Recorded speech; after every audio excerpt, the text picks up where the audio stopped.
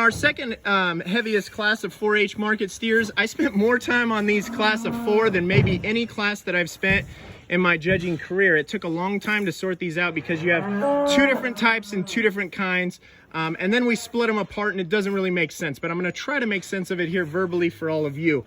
We're gonna go ahead and start with a steer that I don't love on the move. I'm gonna tell you, I don't love him on the move, but he is the most complete. He is the most explosive top. He does have as much true shape as any steer, and I do believe he fills that track adequately enough. When you evaluate him on the side, he carries nice depth of body and nice rib shape. You handle him over that 12th and 13th rib, I do believe he has a high enough degree of finish. Well, having said that, he's gonna have an advantage in cutability over our second place steer.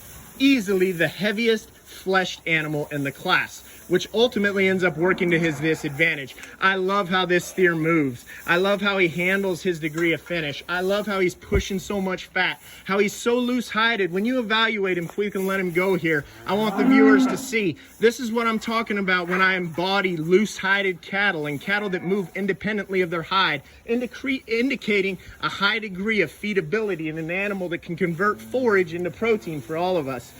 Next, we're gonna follow up, and like I said, we're gonna step back and we're gonna go back to a different type and kind. A calf that maybe is a little bit handling his condition, a little trimmer, will be a higher yielding steer, is similar type and kind to the Baldy, but one that just doesn't have the flashiness. I don't know that he's any heavier muscled either. I think he is lighter finished. I do think he's gonna have a higher degree of cutability, just a tick plainer and a tick less steer there for me overall as you evaluate them.